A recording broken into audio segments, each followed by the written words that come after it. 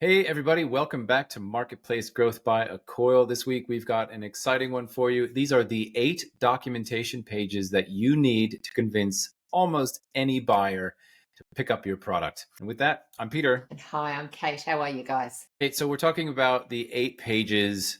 These are documentation pages. These are not website pages. This lives on your docs. I want to stress that. And you and I talk a lot about how support is sales. We're also pretty firm believers that documentation helps sell your products, especially for marketplace partners.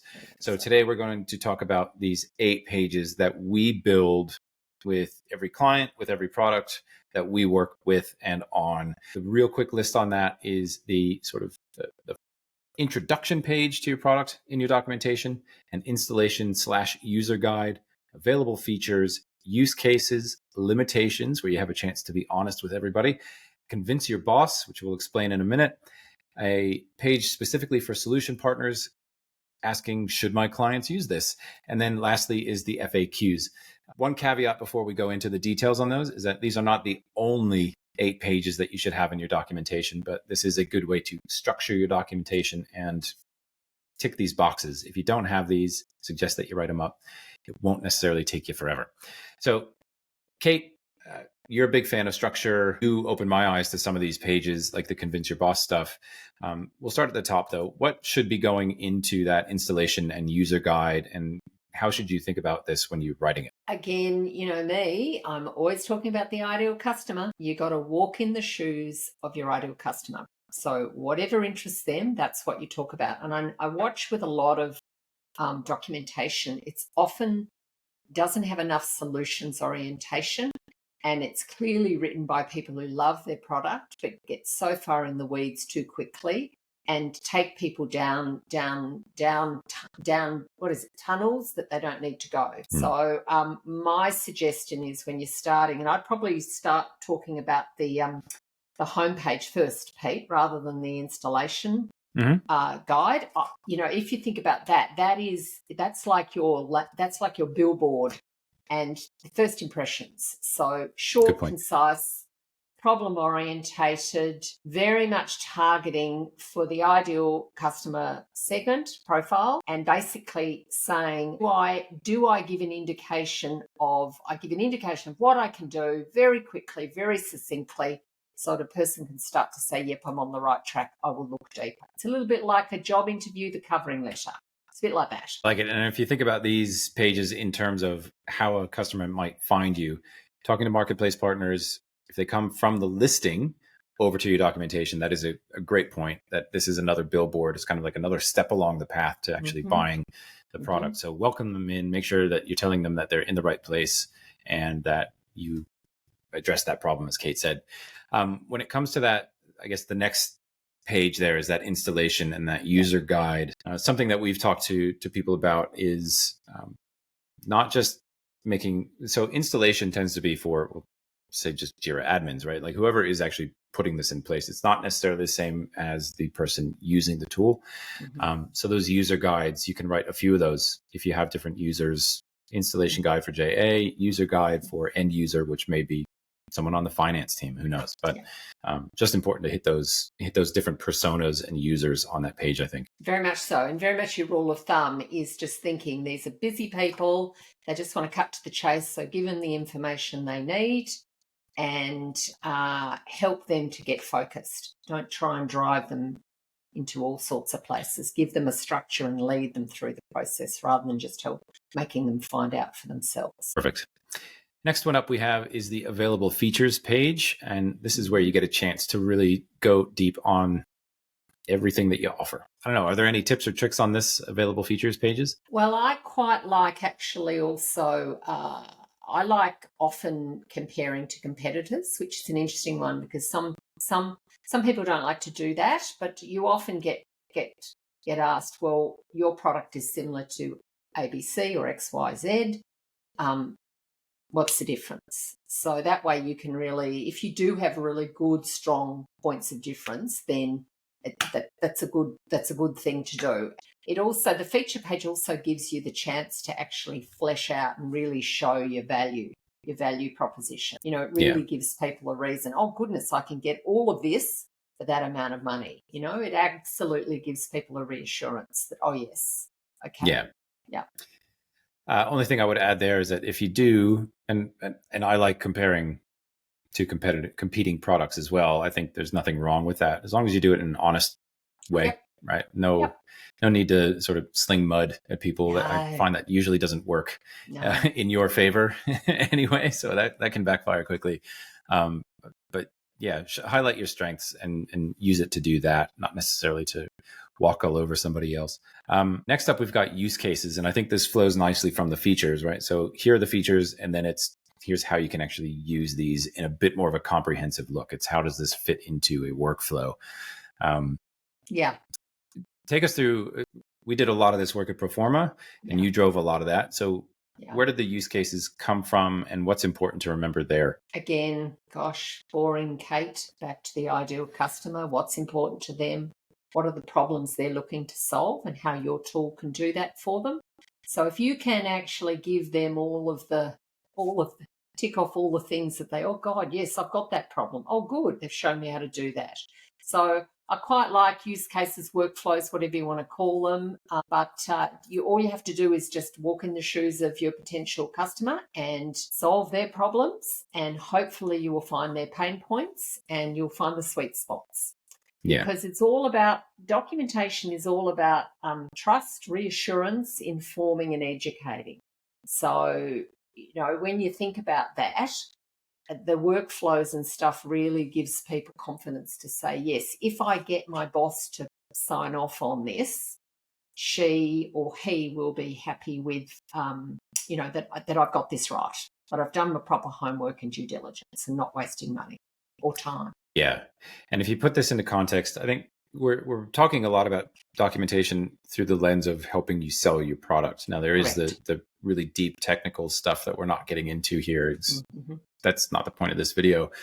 I think to put the use cases page into context, and all of these pages, actually, what we're talking about today is just think about where people are in their level of awareness and where they are in their buying journey.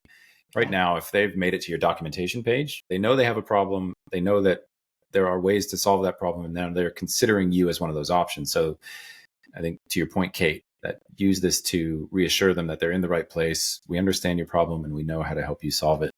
That's really what the point of these use cases are. And the only other thing I would add is that we've talked about this a lot in recent videos, is the more you talk to your customers, the more that you listen to them. Yeah. This is all part of that flywheel, right? Where what problems are they talking about on support? And point blank asking people, how are you using this? And you get those use cases and you turn them around and publish them. And I think this is and good this place is how you move yourself from the high touch to low touch, which is what we talked about last week. Yeah, absolute perfect. Case in point. Absolute case in point. Can't do it without doing all this stuff. Agreed. Yeah. And that's the point too, is you publish this, right? Like show people the work. It's good to do it internally, but share the work. Next page is limitations. And I know you have strong feelings on this. What should partners, app vendors be talking about on limitations pages? Well, I'm probably in the camp where you don't just sell your product to anybody just to sell a product, only to lose them with churn. Don't want to waste anyone's time, our time, customers' time, anybody's time. So the more people are fully informed about what your product can do and can't do, and in my experience, when you're actually very candid and said, we're not doing this, and it's not likely we're doing this for at least a couple of years, even if you even say that, at least people know where they stand. Yeah. So this is just an honest appraisal of what we can and cannot do. Yeah, I find this works a treat. I know it's hard for some people to hit publish on this and admit areas where they may not be the strongest. But yeah, to your point, it's few things worse than actually convincing someone to buy your product only for them to realize that it can't do the one thing that they wanted it to do. And then you have a really difficult situation on your hands and bad blood potentially you may not recover from. So I know this old word of mouth and bad mouthing. Yeah, that's true. People talk about that, don't they? Unfortunately. So share your limitations. I think it doesn't have to be a big, long page. If it's a short list, great, but at least it's there I think it's worth doing. Next up is a bit of a unique one. I haven't seen this around too many times, but if you do snoop around the marketplace and find these, it's probably because we were there. Convince your boss. Mm-hmm. Where did this? Well, first off, let's talk about what this is, and then I want to talk about where you came up with this. Well, let's face it, I've worked in lots of industries, lots of jobs, and I used to work where I used to have to write memos to request stuff.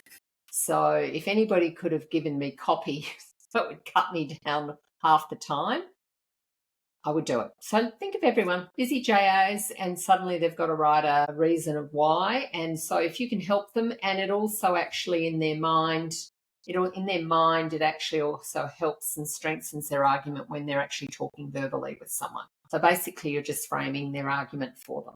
You're literally giving your potential customers something that they can copy and paste into an email or put onto a Confluence page or in a comment or whatever. Yep. And I think the format that we've used a lot is we provide sort of the more formal and then the more informal.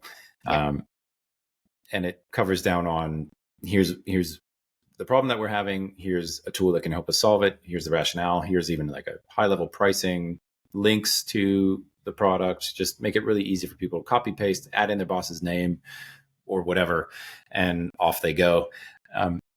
I think this is like a lot of templates. People won't use them directly, but they get a lot of attention. And if you write the casual one in a really friendly, kind of maybe funny way, you get a lot of laughs. And I've gotten feedback on those from several people that really enjoyed that. And I think endearing moments like that can actually go a long way with potential customers. And people often used to say to me when I'm talking after I'd done a demo and they were having to pull together the case, and they go, "Oh, you've even done that. Oh, that's good. That just makes my job easier." Perfect. That's what it's all about. Yep. Next page we have is the should my clients use this product page? And this is specifically aimed at solution partners. So if you intend to work with solution partners or you already do work with solution partners, this is a page, one pager just for SPs to give them an overview of the product and why and maybe who they should sell it to. But what else goes into that page, top to bottom on that one? It's a quick one. Yeah. So usually I like to address at the top, if you get asked these questions, then this product is for you. And I always include them. And if you don't know about this product and your client has asked you about this product, it's that potential scenarios. And essentially, it's just very quick table format, which is just all the basics about the due diligence, who you are, what you do, problems you solve, limitations, everything summarised. It's almost like too long to read the rest of the documentation site. It's kind of like all in one snapshot. We used to get great feedback on that one. Yeah. And I think it's a little side benefit of these pages is that solution partners will come and check out your stuff, especially when they do have a client of their own that has mentioned a tool. I know it happened a few times with us that, SPs would come to us and say, this lot has been asking about you. What do we need to know? And this is a one-page way of doing that. And if they find it, I don't know, the few solution partners I've talked to about this, that they like having things for themselves. So this is a quick way to give them a nice little easy win. They're all about optimization, so don't make it hard for them. Speaking of making it easy for people, last page that we're going to talk about today is the FAQs. I'm a big fan of these because you can put so many things on here and address so many potential customer questions, eval questions, whatever. And this is, again, part of that flywheel thing. What are you hearing? What are you putting it on the page and publishing it and just sharing it out? That's right. And then you cross-reference it in your support, Pete. In copying and pasting that into your support tickets. But the FAQs make an absolutely great page and will probably be one of your most visited documentation pages. What happens if you're just getting started and you don't have any questions yet? Oh, you make them up. Absolutely. You anticipate the questions. What do we do, everybody? We go back to what our ideal customer profile would want. And then you just ask yourself some questions and answer them. Yep.